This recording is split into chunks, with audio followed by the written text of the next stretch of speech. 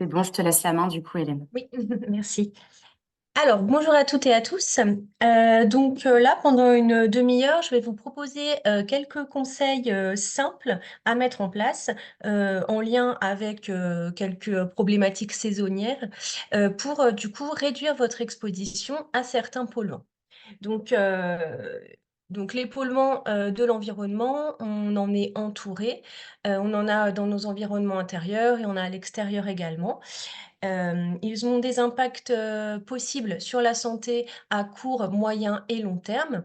Et l'idée, c'est vraiment de vous donner des conseils pour vivre un été serein en essayant de vous protéger au mieux de certains de ces polluants.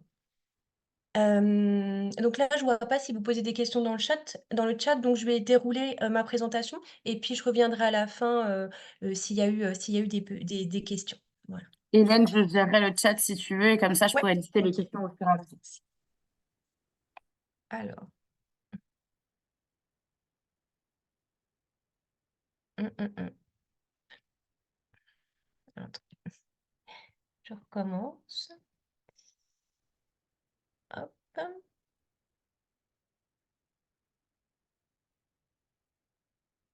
Voilà. Alors, un classique de l'été, bah, ça va être la protection solaire. Alors déjà, c'est important, de se protéger, du soleil. Disons que si on fait, la balance, bénéfice-risque, c'est toujours intéressant, de se protéger du soleil. Alors pourquoi? Je pense que ça, c'est des choses que vous connaissez très bien, mais quels sont les risques liés à une surexposition au soleil? Bah, on a des risques qui vont être immédiats, le risque d'avoir un coup de soleil, hein, extrêmement désagréable et puis en plus, quand on a un coup de soleil, ça va éventuellement fragiliser la peau, la rendre plus perméable et obliger à appliquer de nouveaux produits. Il y a également des personnes qui vont faire des allergies au soleil avec des démangeaisons. Il y a également le risque d'insolation. Et puis, on a des risques qui sont à plus long terme, comme un vieillissement prématuré de la peau dû à une surexposition au soleil, et puis également les cancers de la peau. Donc, pour toutes ces raisons-là, ça va être important de se protéger du soleil. Alors, à quel moment on se protège? L'idée, c'est de se dire que, on va se protéger du soleil uniquement quand il y a un risque important. Alors, à quel moment on se protège du soleil? Eh bien, en général, on dit que quand l'indice UV est égal ou supérieur à 3, c'est à ce moment-là qu'on va se protéger. Alors, comment on a accès à l'indice UV? Bien, vous allez sur le site de Météo France, le site internet, et dans les prévisions, eh bien, je ne sais pas si vous voyez sur l'image, donc en fait, par défaut, vous êtes sur la carte de France avec les prévisions. Donc, est-ce qu'il va faire soleil, est-ce qu'il va pleuvoir, etc. Et si vous cliquez sur le petit onglet UV, là où je vous ai mis la petite loupe, eh bien, vous avez l'indice UV pour votre territoire. Voilà, donc ça, par exemple, ce sont les prévisions cet après-midi. Donc, on voit qu'une grosse partie de la France a un indice UV qui est égal ou supérieur à 3. Donc, il y a nécessité, en cas de temps important passé à l'extérieur, de se protéger. Le premier conseil, ça va être de se protéger en cas d'indice UV égal ou supérieur à 3. Alors, comment on se protège? Eh bien, le moyen le plus simple de se protéger efficacement tout en évitant d'ajouter des produits chimiques sur la peau, bah, peut-être que j'enfonce des portes ouvertes, mais c'est bien de le rappeler. La meilleure protection qui va être à la fois efficace et qui ne va pas nous exposer à des polluants en plus, ça va être de chercher l'ombre. Donc, de chercher l'ombre à l'intérieur d'un bâtiment, à l'ombre. Alors, attendez, je vais juste. Donc à l'ombre d'un bâtiment, aux heures les plus chaudes, l'ombre d'une tonnelle, l'ombre d'un arbre, et cetera. Juste précaution, les parasols, eh bien certains ne vont pas, donner une protection à 100 efficace, donc méfiez-vous. Vous avez certains parasols où dedans vous avez une protection UV qui va être, notée indice 30, indice 50, mais si ce n'est pas noté, prudence. Donc le premier conseil, c'est de chercher l'ombre. On va se protéger du soleil tout en évitant de s'exposer à des polluants. Ensuite, eh bien, si je suis dans un endroit ensoleillé, eh bien, je vais utiliser des protections mécaniques. Des protections mécaniques efficaces, ça va être des vêtements couvrants ample, mais léger, bien évidemment, parce que sinon on va avoir chaud. Donc le vêtement va en fait faire barrière de manière mécanique aux rayons du soleil. Sachant que plus le vêtement avoir un maillage serré, plus il va être tissé de manière serrée, eh bien mieux il arrêtera les rayons du soleil. Donc pareil, faut être vigilant si on a des vêtements d'été qui sont un petit peu transparents ou avec un maillage lâche, eh bien, peut y avoir un risque que les rayons passent. Mais un vêtement qui est tissé de manière serrée, qui va être ample et couvrant. Alors en général, couvrant, on considère que pour un adulte, c'est bien qu'il y ait une couvrance jusqu'au genou, sachant que les mollets sont un petit peu moins sensibles, et puis jusqu'au coude. Voilà pour les vêtements. Ensuite, c'est intéressant également d'avoir un chapeau à bord large. Pourquoi? Parce que finalement, le bord large du chapeau, eh bien, va faire de l'ombre et va faire une protection mécanique à la fois sur le visage et à la fois sur la nuque. Et finalement, vous pourrez avoir le visage efficacement protégé sans avoir besoin, pareil, de rajouter des produits. La casquette aussi va faire cette fonction-là, sauf que la casquette va protéger soit le visage, soit la nuque, mais pas les deux en même temps. Et c'est également intéressant aussi de protéger les yeux. Pareil, hein, les yeux, à force de recevoir, des quantités d'UV importantes, eh bien, cela peut augmenter le risque de développer certaines pathologies et donc pour une protection efficace, ça va être des lunettes de soleil de catégorie 3. Peu importe le prix que vous mettez dedans, peu importe le lieu où vous les achetez, c'est toujours écrit sur votre lunette, de soleil la catégorie de protection et cherchez juste catégorie 3. Ça va suffire à protéger efficacement. Donc, le premier conseil, ça va être de chercher l'ombre. Le deuxième conseil, quand je m'expose au soleil, eh bien, au maximum d'utiliser des protections mécaniques. Donc là, j'ai parlé des vêtements couvrants amples et légers, sachant que, chez les jeunes enfants qui ont une peau un peu plus sensible, eh bien, des vêtements, spécial UV peuvent être intéressants, notamment, quand les enfants, vont aller se baigner. Pourquoi? Parce qu'un vêtement sec va arrêter une grande partie, des rayons du soleil, alors que quand vous avez un vêtement qui va être mouillé, eh bien, les rayons passent beaucoup plus à travers et du coup, le vêtement ne fait plus sa fonction, barrière contre les UV. Donc, les vêtements spécial UV peuvent être intéressants, chez les jeunes enfants, si, il y a, baignade qui a été prévue. Ensuite, pour la crème solaire, eh bien, une fois que j'ai appliqué tous ces conseils, eh bien, finalement, je vais avoir une utilisation modérée de la crème solaire. Je ne vais en mettre que quand je serai au soleil et non pas quand je serai abritée à l'ombre. Si j'ai des vêtements relativement longs, eh bien, je ne mets de la crème solaire que sur les parties qui vont être découvertes. Et finalement, en appliquant ma crème solaire sur des parties du corps plus restreintes, eh bien, je vais également réduire mon exposition en cas de composés problématiques dans la crème solaire. Comment choisir sa crème solaire? Alors, le premier conseil, ça va être de réduire son exposition et de plutôt se tourner vers une crème solaire qui va être en tube ou en flacon pompe. On va éviter tout ce qui est crème solaire en aérosol ou en spray, les brumes, les choses comme ça. Alors, pour quelle raison? Quand vous appliquez une crème solaire qui va être en tube ou en flacon pompe, eh bien, votre voie d'exposition va être uniquement cutanée. Il y aura, les produits potentiellement problématiques présents dans la crème solaire pourront pénétrer dans votre corps en passant la barrière cutanée. Alors que si vous utilisez une crème solaire en forme de brume ou de spray, eh bien vous aurez une double exposition, à la fois cutanée, passage à travers la peau, et également parce que vous allez respirer une partie du produit. Donc, en se tournant vers une crème solaire flacon pompe ou tube, eh bien, on réduit son exposition. Donc ça, c'est vraiment le premier conseil, qui est un conseil assez facile parce que c'est assez simple quand on est à la pharmacie ou dans le magasin, eh bien, de se tourner vers des tubes ou des flacons pompe. Ensuite, le deuxième conseil, ça va être de choisir une liste d'ingrédients la plus courte possible. Moins vous avez d'ingrédients, moins vous avez de risques que, certains d'entre eux soient problématiques, pour la santé.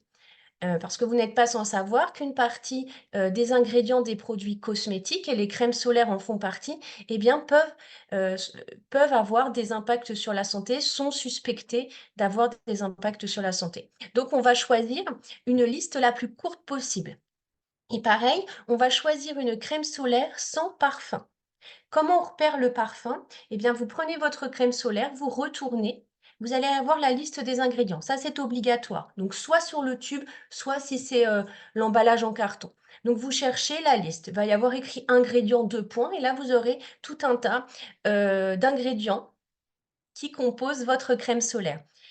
Eh bien, il ne faut pas que dans la liste, il y ait écrit le mot parfum. Pourquoi? Bah, parce que, derrière le mot parfum, vous avez tout un tas d'ingrédients qui servent à donner l'odeur du produit et ça rajoute encore des produits dont certains d'entre eux sont problématiques. Voilà. Or, une crème solaire n'a pas besoin d'être parfumée pour être efficace. Donc on choisit une liste courte d'ingrédients et on essaye autant que possible qu'il n'y ait pas le mot parfum dans cette liste d'ingrédients parce que ça rajoute encore des produits, qui ne sont pas utiles. Enfin, je vais vous donner donc c'est une liste qui n'est pas exhaustive. C'est la liste des filtres solaires présents dans certaines crèmes solaires qu'il est intéressant d'éviter, sachant que ce conseil-là vient une fois qu'on a appliqué tous les autres. D'accord? C'est intéressant de privilégier au maximum une protection mécanique, de n'appliquer la crème que sur les zones découvertes, de choisir une crème en tube ou en flacon pompe avec une liste courte et sans parfum. Et une fois que vous avez appliqué tout ça, on peut regarder aussi dans le détail en essayant d'éviter eh bien, ces filtres solaires-là. Sachant que là, c'est les filtres solaires qui ont été jugés problématiques à l'heure actuelle. Ça change, énormément parce que, les données de la science sont différentes. Donc je vous donne une liste de filtres à éviter. Je ne peux pas, vous donner une liste de filtres à privilégier parce que peut-être que dans 2, 5 ans, eh bien, on s'apercevra qu'il y a de risques sur la santé. Alors les 2 premiers, le titanium dioxyde et le zinc oxyde, à éviter quand ils sont sous forme, de nanoparticules, parce que là, ils vont être à risque pour la santé. Comment on reconnaît? Vous aurez écrit dans la liste titanium dioxyde et entre crochets nano. Donc si vous voyez dans la liste des ingrédients des crochets avec écrit nano, on évite d'utiliser cette crème. Si ce n'est pas écrit nano, il y a pas cette problématique-là. Par contre, pour les, 5 filtres suivants que je vous ai mis, octocrylène, homosalate, 4-méthylbenzyldenfcamphore, les benzophénones. Alors benzophénone, ça va être écrit benzophénone 1, 2, 3, 4, vous aurez toujours un chiffre derrière. Et l'éthylhexyl méthoxycinamate, eh bien, ces 5 filtres-là chimiques sont, suspectés d'être perturbateurs endocriniens. Donc ils sont à éviter autant que faire se peut. Ils sont particulièrement à éviter aussi, chez les jeunes enfants de moins de 3 ans, les femmes enceintes, les femmes allaitantes. Voilà. Donc voilà la liste des filtres à éviter. Donc pour rappel, hein, comme je vous ai dit, pour protéger du soleil, en premier, je cherche l'ombre, ensuite je privilégie les moyens mécaniques et enfin, je choisis une crème solaire sans spray, sans parfum et sans cette liste d'ingrédients, problématiques. Donc voilà, ça c'était pour, la protection solaire.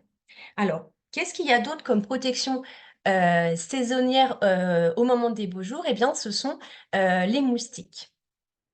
Alors, pourquoi se protéger des moustiques?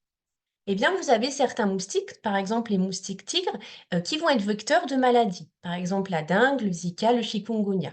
Et puis, les moustiques, qui ne sont pas des moustiques tigres, eux, peuvent chez certaines personnes, faire, des réactions allergiques ou provoquer des démangeaisons qui parfois, à force, eh bien de gratter sur la démangeaison, peut mener à des infections. Alors pareil, le premier conseil, ça va être vraiment de privilégier les moyens mécaniques. Ça, ce que je vous ai mis, c'est les moyens mécaniques qui vont, du coup, ne pas, vous exposer à des produits supplémentaires et qui vont vraiment être efficaces pour, empêcher, eh bien, les moustiques, de vous piquer. Alors le premier, ça va être les moustiquaires. Donc une moustiquaire aux fenêtres, c'est vraiment un moyen extrêmement efficace aux fenêtres, de la chambre, par exemple. Donc fixer, des moustiquaires qui vont, se fixer, en fait, à l'intérieur des fenêtres, qui vont vous permettre d'aérer, quand même votre chambre, et qui vont, de manière mécanique, stopper, le moustique et éviter qu'il pénètre dans la chambre. Autres moyens mécaniques qui sont efficaces pour, se débarrasser des moustiques, ça va être, bien les raquettes électriques ou alors les tapettes à mouches. Donc la tapette à mouches est efficace parce que, vous allez, tuer, le moustique et pareil, les raquettes électriques vont aussi être efficaces sans vous exposer à des produits, supplémentaires. Donc ça va être plutôt pour se protéger en intérieur. Sachant que, je vous conseille de mettre des moustiquaires à la fenêtre de la chambre. Après, c'est aussi possible selon la région dans laquelle vous habitez et le niveau d'exposition aux moustiques et la gêne que ça vous occasionne, eh bien, les moustiquaires peuvent être fixés également, à toutes, dans d'autres pièces évidemment. Ensuite, vous pouvez également vous protéger avec des moyens mécaniques et donc là, ça va être exactement le même type de vêtements recommandés que, les vêtements, pour se protéger du soleil. On va mettre des vêtements couvrants, amples et légers. Pareil pour, empêcher le moustique d'accéder à votre peau. Alors, s'il y a vraiment un moyen, qui est vanté comme une protection contre les moustiques qu'il y a à éviter, ce sont les bracelets anti-moustiques. Alors déjà, ils ne sont pas efficaces. Ça a été montré que les bracelets, anti-moustiques, donc en fait, ce sont des bracelets en tissu ou en plastique avec un petit rectangle qui va diffuser une substance qui est censée éloigner les moustiques. Eh bien, ça n'a pas montré son efficacité, quel que soit en fait le produit utilisé. En revanche, il y a eu des cas qui ont été reportés, plusieurs cas, de personnes, qui, donc que ce soit des enfants ou des adultes, qui avaient eu en fait des effets secondaires suite à ces bracelets anti-moustiques, notamment des brûlures, cutanées ou pardon, des excusez-moi, des allergies. Voilà, je vais y arriver. Donc vraiment, ils sont à proscrire, ils ne sont pas efficaces et en plus, ils présentent, un risque potentiel au niveau de la peau. Après, le conseil, ça va être vraiment d'adapter votre protection au risque. En fait, tous les produits, en fait, qui vont permettre de tuer les moustiques, eh bien, ce sont des pesticides. Que ce soit les aérosols, que ce soit les bombes, que ce soit les serpentins et cetera. En fait, tous ces produits-là vont contenir, des pesticides qui vont tuer le moustique. Donc après, à vous d'adapter votre protection au risque. On ne va pas, se défendre pareil des moustiques dans des régions où le moustique est porteur, de maladies que dans les régions où, le risque va juste être, une piqûre et de la démangeaison. Donc c'est à vous d'adapter votre, protection au risque.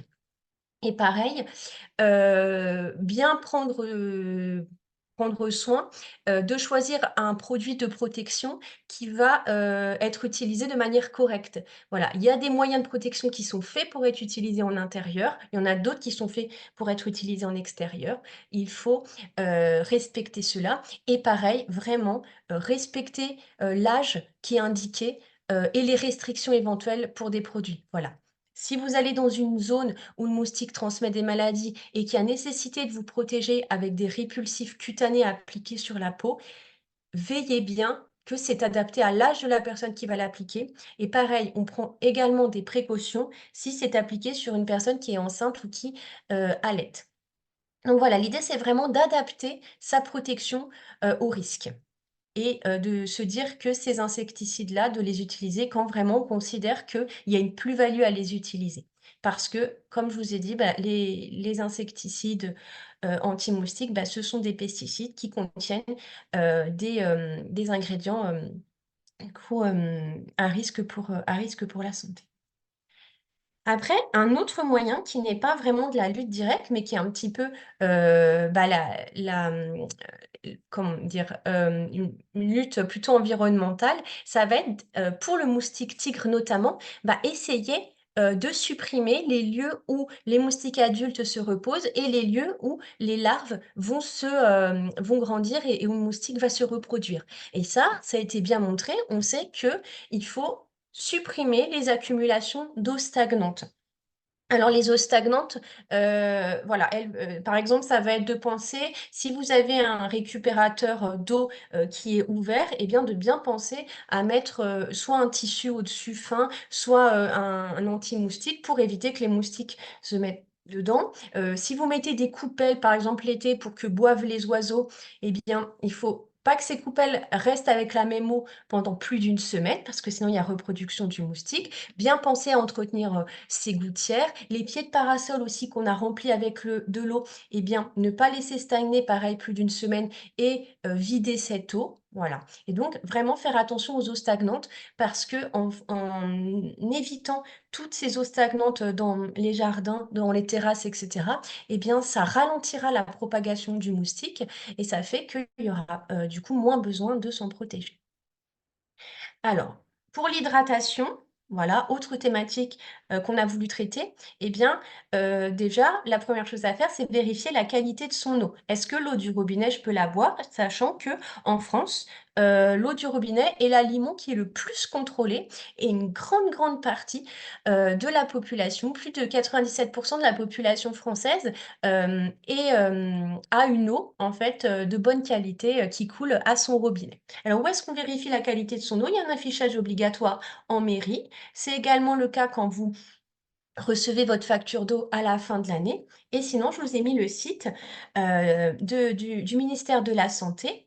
Donc, santé.gouv/santé et environnement/eau /eau. Et ce site-là, donc pareil, on vous le redonnera si vous voulez, sur ce site-là, ce sont toutes les données des analyses des ARS, enfin les dernières analyses, et vous avez accès aussi aux anciennes analyses si vous voulez voir. Et ça peut être intéressant quand, par exemple, vous partez en vacances ou si vous êtes chez des amis, eh bien, de voir aussi la qualité de l'eau là où vous serez pour l'été. Ça va se présenter comme ça.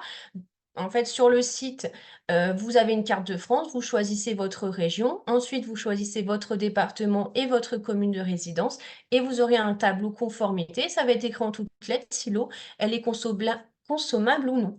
Voilà, ici par exemple, là j'ai choisi de chercher à Senlis dans l'Oise et donc les résultats, c'était que l'eau d'alimentation était conforme aux exigences de qualité en vigueur pour l'ensemble des paramètres mesurés. Donc, à Senlis, eh bien, on peut consommer sans problème l'eau du robinet pour s'hydrater l'été. Où est-ce qu'on la met cette eau? Eh bien, on va vraiment privilégier des gourdes en inox ou en verre, qui sont des matériaux inertes et les matériaux qui sont contenus dans l'inox ou dans le verre, eh bien, ne transféreront jamais à l'eau et ne viendront pas contaminer l'eau parce que ce sont des matériaux inertes. On va vraiment éviter les gourdes en aluminium parce que l'aluminium va possiblement transférer et l'aluminium, eh bien, et problématique, pour la santé et notamment, trop d'aluminium dans le corps, bah, c'est une toxicité. Pour les gourdes en plastique, elles sont à éviter autant que faire se peut parce que sous certaines conditions et notamment quand elles vont être abîmées ou sous l'effet de la chaleur et ben, les matériaux du plastique peuvent transférer aussi dans l'eau. Voilà, sachant que si vous avez une gourde en plastique et que vous arrivez à la laisser au frais et à l'abri du soleil, c'est moins problématique, mais vraiment l'idéal, c'est inox ou verre. Et pareil, bien penser avec l'eau, et bien que ce soit une gourde en plastique ou que ce soit une bouteille en plastique, si vous préférez consommer l'eau en bouteille, et bien de ne pas exposer à la chaleur. En fait, sous l'effet de la chaleur, les matériaux qui sont dans le plastique vont transférer à l'intérieur de votre eau et vous allez vous exposer à ces matériaux dont certains sont problématiques pour la santé, dont certains sont par exemple perturbateurs endocriniens. Dernier item, les jeux de plage. Alors, les jeux de plage, il y en a beaucoup, beaucoup qui sont en plastique. Et donc, vous n'êtes pas sans savoir que bah, le plastique, les matériaux du plastique ne sont pas stables et puis, bah, quand ils sont en contact avec l'alimentation, comme par exemple les gourdes, eh bien, ça va pouvoir transférer. Mais pareil, les matériaux en plastique, eh bien, peuvent aussi, être libérés dans l'air et quand vous êtes au contact d'un jouet de plage ou d'un matériel de plage en plastique, eh bien, vous allez respirer, en fait, ces plastifiants dont certains vont s'échapper. Alors le conseil, c'est quand vous avez acheté des accessoires de plage en plastique, donc que ce soit des jeux pour enfants ou des jeux pour plus grands ou par exemple, des matelas gonflables, des choses comme ça, eh bien, aérez-les avant de les utiliser. Le temps qu'en fait, ces substances aient le temps d'en fait de s'échapper dans l'air avant en fait, d'être au contact et de respirer ces substances. Donc aérez-les si possible, donc soit à l'extérieur, hein, soit, dans une pièce, qui est bien ventilée et que vous allez pouvoir, aérer, quotidiennement pour que, tous ces, accessoires soient libérés. Ces plastifiants soient libérés, pardon. Pareil, si vous avez la possibilité, n'hésitez pas à les laver, avec, du produit vaisselle ou à les passer au lave-vaisselle et pareil, il y a une partie, de ces plastifiants, qui vont, qui ne seront plus sur, qui ne seront plus sur le produit et du coup, vous vous exposerez moins quand vous les utilisez. Dernière chose, essayez d'éviter au maximum, les accessoires qui sont en PVC. Le PVC, c'est un type de plastique et en fait, dans le PVC, il y a des phtalates. Les phtalates sont des perturbateurs endocriniens et les phtalates, ne sont pas t sont assez volatiles et en fait, une partie ne va pas rester dans le produit, mais va venir, se répandre dans l'air et du coup, si vous êtes proche d'un accessoire en PVC, il y a, ce risque que vous en inhaliez une partie. Comment on reconnaît les accessoires en PVC? Alors si c'est du plastique dur, c'est à peu près sûr que ce ne soit pas du PVC. Le PVC, c'est un plastique qui est plutôt souple. D'accord? Donc faites attention quand il s'agit par exemple de choses à gonfler, de bouées, de matelas, de ballons à gonfler. Tout le plastique souple, c'est possible que ce soit du PVC. D'accord? Comment on est sûr que c'est du PVC. Si vous avez un doute pour un matériau souple, eh bien, en fait, vous aurez sur, sur votre objet, un petit triangle comme ça avec le numéro du plastique et pour le PVC, c'est 3 avec écrit en dessous PVC. D'accord? Parfois, c'est pas facile à trouver. Parfois, si c'est, par exemple, différents, lots de choses que vous avez achetées, bah, ça va être noté que sur l'un des 2. Voilà. Mais donc on évite vraiment de démultiplier les accessoires, en PVC parce que du coup, on a cette exposition, aux phtalates, qui est possible. Et pareil, si vous avez des accessoires en PVC, eh bien n'hésitez pas à les aérer, vraiment les aérer et idéalement même les stocker dans un endroit bien ventilé, dans lequel vous n'êtes pas, quotidiennement si vous avez un garage ou un grenier, quelque chose comme ça, voilà. Que ça puisse, libérer ces polluants et que quand vous les utilisez, vous, et bien les respirez moins. Donc moi, j'en ai fini. Voilà, c'était vraiment des conseils, en lien avec l'été et puis, assez simples et sur, diverses thématiques. Je vais arrêter le partage et s'il y a des questions, eh bien, j'y répondrai.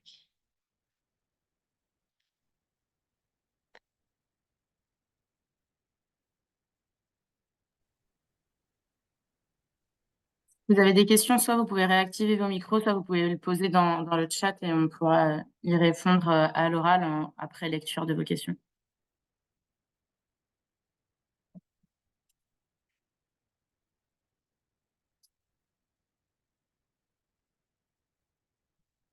Bon, visiblement, ça a été clair. Bon, si vous n'avez pas de questions, on va arrêter la visio. Sachez que pour les personnes qui se sont connectées, du coup, j'ai eu l'autorisation, d'Hélène de la Mutualité française de partager, le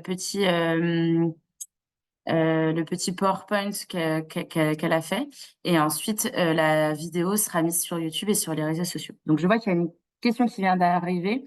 On me demande: «Avez-vous des propositions de crème solaire?» Donc je suppose que c'est de marque peut-être de crème solaire. Non, je peux pas vous donner une marque parce que en fait, au sein d'une même marque, vous avez en fait, une marque, elle va pas proposer qu'une seule crème solaire.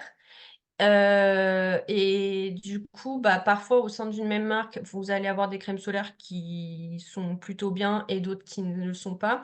Et aussi, moi je préfère pas donner de marque, je vous ai donné les conseils parce que là, c'est les conseils à l'heure actuelle. Hem et finalement, je vous dis, bah, on peut découvrir dans quelques années que vous avez des filtres UV qui sont problématiques et pareil, finalement, les crèmes solaires, d'une année sur l'autre, la composition, elle change. Donc moi, si je vous donne une marque avec une référence, avec une composition qui est correcte, c'est possible qu'entre, l'été 2023 et l'été 2024, eh bien, la marque ait changé sa composition. Donc c'est pour ça que je vous ai donné des conseils, généraux. Et du coup, j'ai vu sur les crèmes minérales, alors les crèmes minérales, c'est ce que je marquais sur les crèmes minérales, c'est celles qui vont contenir du dioxyde de titane et de l'oxyde de zinc, donc à éviter quand c'est sous forme nano. Parce que du coup, va y avoir un risque, cancérigène ou génotoxique quand c'est sous forme nano. Et Donc, si les je, crèmes minérales, oui, mais attention à que ça soit pas sous forme de nanoparticules et dans ce cas, dans la liste, vous aurez le crochet avec écrit nano. et si je peux me permettre, en général, pour tout ce qui est cosmétique, alors ça garantit pas que tous les produits problématiques soient retirés, mais sinon, quand vous avez les labels cosmétiques qui s'appellent Cosme Bio, donc il existe, il y en a pas beaucoup, hein, mais il existe quelques crèmes solaires Cosme Bio. Ça veut pas dire qu'elles sont 100% sans danger, mais les ingrédients les plus problématiques souvent sont absents du coup de ces produits labellisés. Donc certes, c'est des produits qui vont être plus coûteux, mais voilà, comme une crème solaire, à partir du moment qu'elle est ouverte, on est censé l'utiliser dans les mois qui suivent. On n'a pas, normalement, on n'est pas censé garder une crème solaire d'un été sur l'autre. Donc, même si c'est un peu coûteux, à la fois, voilà, c'est juste une fois dans l'année qu'on l'achète pour l'été ou le printemps quand il y a beaucoup de soleil. Mais voilà, le petit conseil supplémentaire.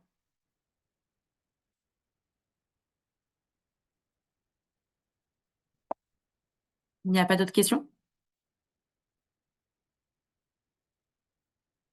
A priori, non. Sachez que si vous voulez suivre d'autres actions du CPIE, vous pouvez aller sur notre site internet, vous tapez CPIE 60 sur Google ou d'autres moteurs de recherche. Et vous avez notre agenda en ligne où vous pouvez retrouver toutes nos actions. Donc, on organise également des sorties nature sur le territoire de l'Oise, des conférences, des formations, etc., qui sont tout le temps 100% gratuites pour le grand public. Et sachez que cette année, le CPIE, on va organiser plusieurs webinaires en ligne santé environnement. Donc certains en partenariat avec Mutualité Française ou d'autres partenaires, certains animés uniquement par mes soins. Donc vous pourrez être tenu au courant sur notre site internet ou si vous êtes inscrit sur notre newsletter, vous recevrez la nouvelle. Voilà, il va en avoir au total, en comptant celui-ci, on va en organiser 5 dans l'année. Voilà. Je vous souhaite un bon après-midi. Je vous laisse vous déconnecter au fur et à mesure et je vais mettre fin du coup à l'enregistrement. À très bientôt et au revoir. Au revoir.